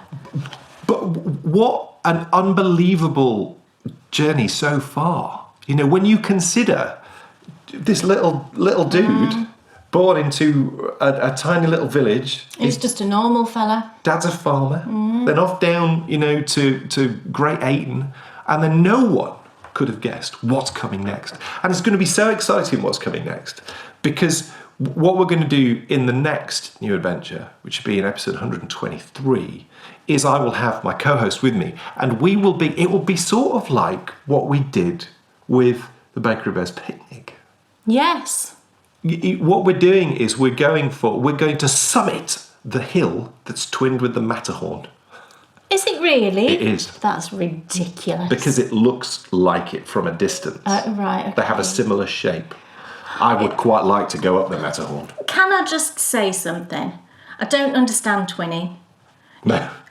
Do you know how I don't you get think this is towns that are twins? This isn't like the town twinnings. It's all a mystery to me. Well, the town twinning, I think it's just an excuse so that people can go. Yeah, but have the tricks. towns bear no resemblance to each other at all. This Matterhorn twinning thing, I think it's just Matterhorn. someone's just gone. No, it looks like a Matterhorn. The outline looks like. But it is a really weird place, and it has a really interesting story, and it's going to be an interesting episode because we're going to be finishing off the story of Captain Cook with his seafaring adventures. And we're also going to be, you know, discovering lots about, I mean, what a strange name, Roseberry Topping. So It's like it's a hill. it sounds like a pudding. It does. I mean, why is it called Roseberry Toque? We're going to find out. And it kind of dominates the skyline all around this area. You know, whenever you're driving anywhere, you can usually kind of see it, can't you? Yeah, you absolutely can. And, you know, what's exciting about this hill, and I didn't know this up until, you know, we researched this and, you know, started putting this program into production, is this hill is what gave... Whenever James Cook, you know, people would say to him, because he was so famous by the end of his career with all the things he'd done, you know, what gave you the drive to go out and do all the things you've done? He always said it was because when I was a boy, I used to climb Roseberry Topping. Right. And that adventure gave me that thirst for adventure. And I've always wanted to walk up there. And I think I've been a bit daunted by it because it's a steep hill, isn't it? It's a steep climb. And I've always thought... that'll just be a bit too much for me. But because I've been doing all this walking, you know, since how many months? Beginning of the year. Yeah, since the beginning of the year. I feel like I'm maybe a little bit fitter than I was. She's ready for it. And I feel like I want to have a go at it, yeah. So you will join us in that quest in episode 123. But it's now time to get excited about the next pudding club. And Yes. are you doing the? I think so. And is that the gluten-free one? Yeah, I think I'm... Do it. Yeah, I think the next one... Don't say what it is. I'm not going to say what it is, but... It's gluten-free. It's gluten-free. And it's also kind of Eastery. I think it's an Eastery type thing, isn't it, if you think about it? Yeah. You know what it is. I think so. And Well, we've got Easter coming up shortly, haven't we? So it kind of ties in. And I think it's good. We've been trying to eat... Does it have flavours in that I adore? Yes. Yes, in that case, I know what it is. I can't see why you wouldn't love it. I'm exceptionally excited about this one. And we have been eating sort of things. We're not gluten intolerant, either one of us, but sometimes it can bother sensitive tummies, can't it? Yes. And where we can, we have been eating gluten-free things. I'm feeling very good about I'm it. feeling good about it, yeah. And even Not mentally, physically. No, I've had, because we don't eat bread at all. No. But just recently I thought I'm going to buy a gluten-free, like malted loaf. It had loads of seeds and everything in it. And actually it's very nice. So I've been having that occasionally, and that's been really good, because I do miss having bread. I love bread, and now I can have a bit, when I really want it. So yeah, it'll be gluten-free, which is exciting, I think, isn't it? So yeah, get that to look forward to. Folks, it's time for the Endy Bits. Endy Bits. What have you got for us today? All I've got is, I was just going to show the prizes that we've got for now that's what I call knitting. Yes. Do it. So yes, along, there's still time for all you fast knitters to get involved, enter, and win some great prizes. So now that's what I call knitting. So I've got the prizes, and look at the bag I've got the prizes in. Can you remember? Oh, I miss Diane. And I bought this bag obviously years ago, and I use it sometimes and think about Diane and hope she's doing really well. And it always makes me think of Lego, because her son loves That's Lego. right, yeah, he And I am does. about as excited about Lego right now. Yeah. I'm so excited, I've given Kay instructions. I'm having to check my emails, because I get emails from Lego about new things that are coming out. There is a set which I've wanted since Lego started making Star Wars sets, and unfortunately I started getting into Lego Star Wars after this set had been brought out. And Lego Star Wars, really any Lego sets, I'm sure I read somewhere that their appreciation is more than gold. Well, you'd have to leave it in the box though, wouldn't you? Yes, that's what people do. Yeah, well, you wouldn't do that. Excuse me, I have a set You've got upstairs. one set Yes. that you've done that, but you'd have to buy two sets because you want to build it. Yes, that's true. And then that's it true. gets expensive, But and then you've got to store it all. That's what we did. and- Well, that set that we bought, that's currently selling at £200. I know, and it costs like 35. Yeah, it did. Now, my plan, I think, is to sell it when Bridie wants to get married. Because I reckon that might just pay for the drinks at the bar. I was going to say, it'll pay for the drinks, nothing else. Who knows? Yeah. But this particular set is hopefully going to come out on May the 4th. Yes. So I'm very excited. Exciting. Come on then, let's see some of these. So the prizes. I've just got one addition since I've shown you these before. So yeah, I've got these 2 sets of stitch markers from Amy at Brighticus Yarns. Aren't they more? They're progress keepers. Okay. Progress keepers, aren't they? And stitch. Oh, she's attached both, so it could be either. It could be a stitch marker or it could be a progress keeper. And she's made like little mini skeins out I of think they're beautiful. yarn. Aren't they cute? I'm just imagining if I was using... I think I would use those as a progress keeper. Yes, Yes. I would too. Yes. The option is there to use it as a stitch marker. Which is as well. brilliant that she's put that on too. Yeah. So thank you, Amy, at Brighticus Yarns for those. I've not seen anyone do that before. No, Where make there's- teeny tiny. I've seen teeny tiny skeins like that before, but not quite. It looks like she's done it in. It's not yarn. Could you use these in your scrappy socks, Kate? I doubt it somehow. It's not quite enough there, is there? So I'm going to pop, I've got 2 of these, so I'm going to pop one of these into 2 of the prize bundles. I'm not sure which one. I will just, whoever is lucky enough to get one of those as well. So one of the prizes is 2 skeins of the Opal Claude Monet, Yes.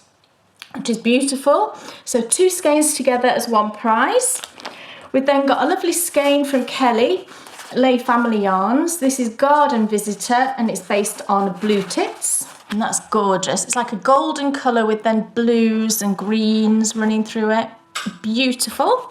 We've then got the set of yarn, the a duplicate to the ones that I knit these socks in. So a set, you get 100 grams of the speckly and then 3 20-gram minis. So that's another prize. And then the final prize is a set of art yarns, Merino Cloud, which is a gradient kit. Right. It's 80-20 merino cashmere. And you get 4 skeins and it's 540 yards in total. And this one is grassy green. It's these gorgeous shades of green. And that came from lovely Heather. I don't think I've heard of Art Yarns. I hadn't either, no. It's an American brand, I believe. How nice. Yeah. Gosh. They're lovely, aren't they? Yeah. Crafted in New York from Italian fibres. Wow. So that's That exciting. does sound posh. So we've got, what, 4 prizes there. And then, like I say, I'll pop some of those stitch markers into 2 of them as well. So 4 prizes for the knit along. We'll draw that next time. Yes. Next time, Pudding Club. Oh, yes. Don't miss it. I can't wait to eat this one. Are you having a practice run? Or Yes. You just go, yes! Sorry. That's terrible. Do you know A what? little bit too much excitement. I'm imagining this with cream. Well, it's another one of those things where I think you could eat it warm Right. With ice cream. as a pudding Yeah, or cold. cold as a afternoon cake. I think we should try it in all the different formats. Yes, I'm sure you Yes. think that. I expect you'll be wanting me to make custard at some point as well. Or not? Not for this. All right. No. Excellent. My custard desires are driven by the cakes which are produced, or the pudding, should I say, which are produced. I'm just reeling from the thought of your custard desires at the moment. Certainly, Eve's pudding, historically, I would always have gone custard. That would have been good with custard. But you've transformed my... It was brilliant with the ice cream. I don't think I'd ever want it with I anything like else. the hot and cold thing together. Delicious, with the Yeah. crunch of the Yeah, top. yeah, yeah. But next time, I'm very excited about this. So thank you so much for watching today. I really hope you've enjoyed it. New Adventures Yes. finally is back. Feel so enthused and excited about this whole season. I promise you, it's going to be lots more like what you've just seen. And the next one in particular, talk about globe-trotting, baby. And absolutely. huge thank you. I know I thanked her in the show, but thanks so much to Grace. To Grace. But also, there was a little bit of footage in that from Marcia Ibuki and also Lucia Payne. Next time, there's going to be loads of footage from Grace and Marcia and Lucia. And Bryony loved listening to Grace. Grace, if you're watching, she was sat there doing her homework while you were editing. Yes. And she just wanted Dan to play over and over and over you saying 1933 because she just thought your accent was the best thing in the world. I mean, let's be honest, it is about the most lovely accent Oh, it's a beautiful accent. And in the world. if you don't know, Grace is from Southern Ireland. She's from Limerick, and it's not far at all. It's a stone's throw from where my mum's from. Yeah. So it just reminds me of I remember visiting there. I used to, as a kid, used to go and Yeah. spend a lot of time in Southern Ireland. And well, also, you see, I don't know if the accent is attached to the fact that Southern Irish people, well, maybe it's all Irish people, they're so lovely. Lovely. So lovely. They're the most welcoming people I think Yeah, I've ever. Wherever we used to go, Yeah, I agree. you're like welcomed into people's houses. No, don't stay in a hotel. Come and stay with us. Yeah, yeah. Okay. Yeah. Fantastic people. So yeah. do not miss next time because it's going to be so much fun traveling all over the world whilst we climb a mountain. Except it's more of a Yes. hill. It's a hill. It's not the Matterhorn. So yes, as mentioned earlier, the Scrappy Socks series is running right now. Your Prim full review is out imminently, or it will already be out. You can check that out in our review section on the website. Knitability issue 18, as I've already mentioned, is out now. So much going on, like always. Yep. And we will see you in 2 weeks for more. We'll see you then. See you soon. Bye. Sitting and knitting, Stan and Kay, the bakery prayers. Enthusiasm's not quitting, for Stan and Kay, the bakery prayers. They'll take you to fabulous places, of which their favorites they'll share. You better buy a pattern and knit yourself a bakery pair. You'll find yourself in a castle watching the bakery bears. It never feels like a hassle to sit and watch the bakery bears. What's on your shelf or what